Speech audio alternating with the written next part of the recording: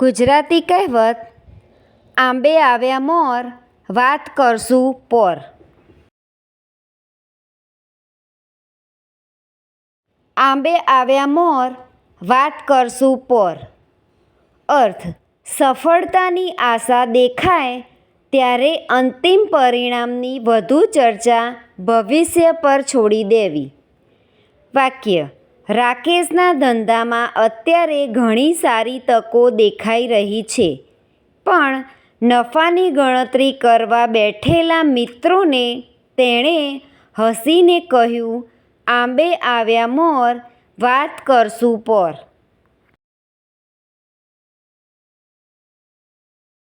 Thank you friends. Please like, share and subscribe.